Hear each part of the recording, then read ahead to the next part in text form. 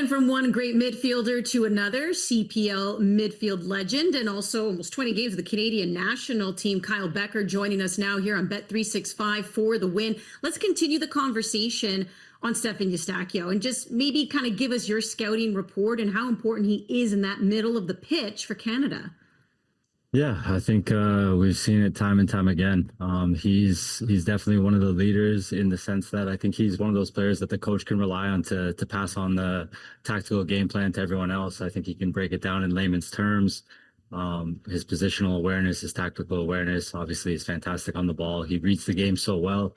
And then he has the little things like the set pieces and all of those things that play such a huge role in how this national team goes about their business. He's clearly one of the first names on the team sheet week in and week out. Every time he plays, guys lean on him for just his experience. I mean, the guy's played in big games. He's played in big competitions time and time again. And then a goal like that, I think, is just a testament to the player he is. Yeah, I think it was fitting that it was him in a number of ways, because of kind of the service he's given this Canadian team, but also I think because of the type of player he is. Like there's a lot of talk with this team about the pace and the athleticism, and Jesse Marsch, I think, has tried to heavily lean into that. But I think at this level of football, you need technique, you need intelligence, you need real quality on the ball, and someone who in that moment can take a good first touch and then strike the ball cleanly. And he was the right man in that moment to do that. And I think that there's an important kind of lesson there for this country that, we can't overlook those things in terms of the style of football that we want to play, in terms of the way we're developing players. It's great that we've got some fantastic natural athletes, but I think we've got some really good footballers in this country too. And Stephen Eustaquio is right up there with the best of them. We got to make sure we tap into those qualities, because I think at the top level, you can't win without them. I think you guys have basically ticked all the boxes for, why Stephen Eustaquio is so integral to this team. But on a team that looks their best when they're playing high-flying, high-tempo, aggressive football, he's the anchor point. Like, he's the steady hand to all of this. And you saw that when he was inserted versus the Swiss. He just was a calming presence. He brings that composure. And I think the goal just epitomized all of that. But you see him directing. So like everything that he lends this team technically and tactically and shepherding everybody around. My favorite pieces are when he looks to like a Taniela Wache who goes over a little bit too easy, where this team looked a bit soft versus the Swiss. And he kind of brings his shoulders up like this and is like, be tougher, be stronger. And he's pointing, to Jonathan David to turn into space, to play quicker. So those are the little things that I really love about Stephen Eustaquio, because it's the communication, it's the leadership piece that he lends this team that's so important to their success. Yeah, I think. Yeah, that's just, sorry, go ahead, Kyle. Yeah, it's just I think what you notice the more and more you watch him, and especially people who've played the game, it's how he reads the game. It's those little things to put him a step ahead. By no means is I think he's the fastest, the biggest guy on the pitch at any given time, but it's how quickly he's reading things, how quickly he's deciphering how teams are pressing, ways to break the press and unlock certain things in any given game. And I think that's what really separates him. Yeah, he's a true leader both on and off the pitch. Even with Canada Soccer releasing some of those behind-the-scenes videos, he's the one that's yapping the most in the locker room as well, trying to get the guys going. And something that's going to be different this time around from the last World Cup, he's going to be playing against Morocco. He didn't play in that group stage game in 2022 because of injury, and we saw how different this team looked. So Kyle, now with him in the lineup here, however, Ishmael Kone is the one who is injured and who is out. Who do you see playing with him? Who do you like? There's Saliba, Ségur, Chouanier. Who do you think can complement Eustaquio the best? Yeah, I think him and Saliba have sort of the pieces that sort of balance each other out. I think Saliba is very clean on the ball as well. I think he is very technical in those moments, and he can look to get on the ball and grow into a game. But he also has the engine to kind of cover the ground. And I think those two, so far in what we've seen, I think they are the best fit. I know he did get subbed out last game, but I just think it's you go with those two, and I think we have the best chance at covering the ground that is going to be asked for them in this tall task and going up against Morocco. Yeah, listen, it's tough to argue with that. I'm a big fan of Nathan Saliba myself, and whispers I've been hearing about maybe a big move for him from Anderlecht, maybe to a bigger club, but we'll see what happens there. But I like Nico Ségur and what he lent to the middle of the pitch, and I think his performance as a substitute, 31 minutes, where you saw him play that defensive role a little bit more, so it allowed Eustaquio to grow more in that attacking importance. That's why he found the space that he did with Ségur releasing forcing Schaffelberg down the right channel, and then Eustaquio found himself a little bit further up. Will they get those types of opportunities versus Morocco? I'm not sure if they do, but he had 2 recoveries. He had 5 passes in a final third. So he does look to go forward. He found space in behind. So I like the way that those two complemented each other. And I think even with Kone gone, obviously you're looking to plug and fill a huge void in the middle of the park in the way that those two operate together. But I think maybe Nico Segur and what he did as a sub is giving Jesse Marsh a little bit of a headache. Well, I think the question maybe becomes, can you find a place for both of them? And I know Jesse Marsh hasn't wanted to change the system too much. I don't suspect he'll change it drastically here. Like, they're comfortable in that 4-4-2.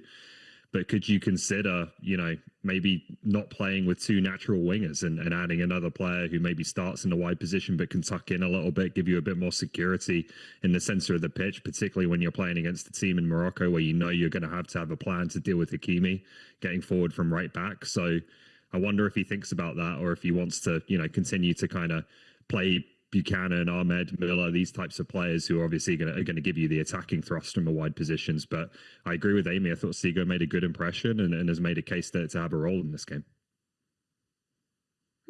Okay, Kyle, what do you make of that? Yeah, obviously, when you have guys coming on in games like that and they have that positive impact, obviously you have to ask the question. I'm going to be honest, I don't really think it changes too much. I think you stick with those 2 outside of changing a formation and really moving around the pieces in that regard. But yeah, it's no disrespect to Segura. I don't know how often he's playing in the midfield, so I do think you go with Saliba.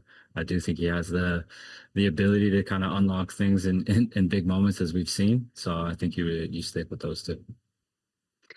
Well, I guess that kind of leads in nicely to my next question about change, or even like surprises here. So Jesse Marsh, not so much about change, but he has surprised us, I guess, a little bit sometimes with his starting 11. I mean, there was no Kyle Larin in that first game. Then in the last game, a lot of people thought it was a bit risky to be starting. Moise Bombito brings Liam Miller back in as well.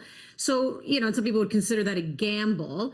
Is there anything you would like to see change, Kyle? Like, is there a formation change? Is there, even something, obviously, like Ollie kind of suggesting something if you bring in some more midfielders there? Like, what do you think would be a move, putting Kyle Larin back in the starting lineup, that you think could work here against Morocco? Yeah, I do think they can be a little more disciplined in their build-up and how they're controlling play coming out of the back, whether it's from restarts, goal kicks, whatever it may be. Just have a little bit more personality, have a little bit more of an identity.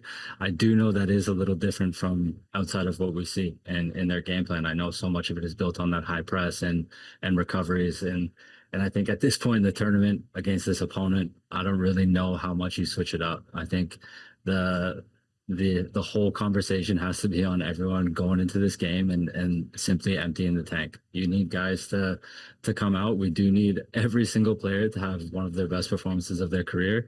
We have to do it as a collective, but I think the strength of this group is the collective. I know it's all these little cliche terms, but when you're an underdog, when you're in a knockout game, crazier things have happened, but everyone just simply needs to step on that pitch with no fear. It just has to be a brave performance, and everyone just needs to show up on that day.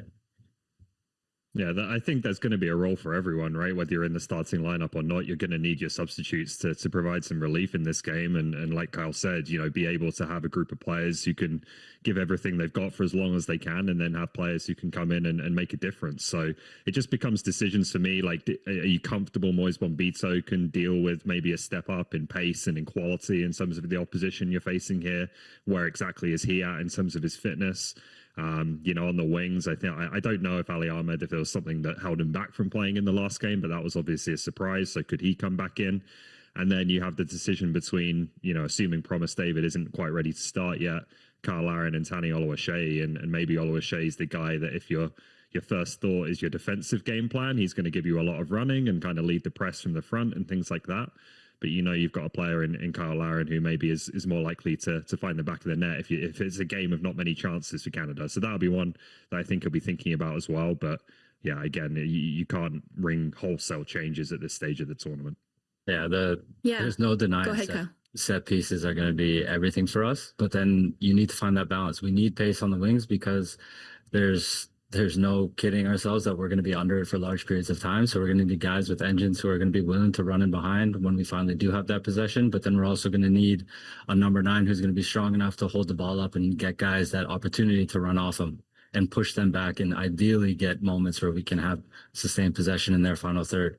I do think that there's a chance it's going to be few and far between, but that's just the nature of the game, and that's not necessarily the worst thing ever. On the flip side, we just don't want to go into the game, and in what we saw in the Netherlands match last night, in extra time specifically, when they just sat back and absorbed such long periods of possession in their half, like that's draining. And you can be as comfortable as you want in that block. This Moroccan team shows that they can turn on a dime and create a chance out of nothing when they go with numbers at such speed. So it's one thing to go in and you have to concede possession, you're going to have to concede the position on the field, but you're going to need guys who are willing to run in behind. We're going to have to be strong on the ball, try and win fouls higher up the pitch, just to slow the tempo of the game and ideally ease into it without conceding anything too early.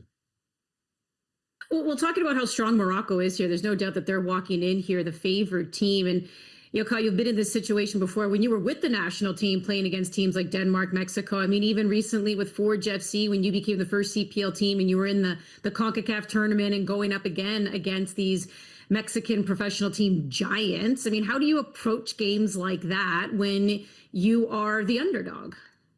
Honestly, I think there's two sides to it. Obviously, there is that pressure, and there's the high stakes of being a World Cup round of 16. Like that's something I can't even speak of. But when you're talking about the discrepancy in the underdog narrative that's going to be, I would say, talked about over the next couple of days, it kind of frees yourself of all that. There is no longer any pressure. I think we are playing with house money at some point, and it simply kind of brings you back to that love you had when you're a kid. You go out and you play free and you're trying to do something special. And the reality at this point is they've ignited a passion in this game across the country. They have a support of an entire nation backing them. And now it's just about going out and expressing yourself. And that can be a special thing at times. And it can kind of be that extra step that pushes you forward. So crazier things have happened. I agree. Why not Canada, right? You have everything in the tank, potentially of players who are getting to full fitness. What can they lend to the game when they know there's not another one to look forward to? And like as a member of the women's national team for more than 10 years, when we were always we were perennial underdogs, I know exactly how that feels. It was like Groundhog Day going up against giants like the US and China and Germany back in the day. So it's how can you compete for more than an hour? Because I think you look at these matches where you see the minnows versus the giants, it's getting past that hour mark. So how can you play a little bit more pragmatically, sit back, absorb pressure, to Kyle's point, but not be passive? Still show the aggressiveness, the high tempo nature, and the pressure on the ball, mitigating that central possession. And we know that they have also threat on the wings with Hakimi and Mazraoui. Control that, and you get players like Miller. I know he was much maligned, but he's the guy that does the most work defensively. So you have to really press, adapt the game to the game plan, or like when that's needed, and well-timed substitutions from Jesse Marsh. So how can you utilize this depth on our bench that we didn't have last time we faced Morocco to try to hang with them for 90 minutes, maybe into extra time? All right, it's just getting us all ready for this and curious to see exactly who Jesse Marsh is going to start, and of course those substitutions, and if we'll see any formation change. I mean, he's the one who said he thought about going 5 in the back against Switzerland. I don't know, I'm just saying, will we see something like that against Morocco? Kyle, always a pleasure having you on. Thanks for having me.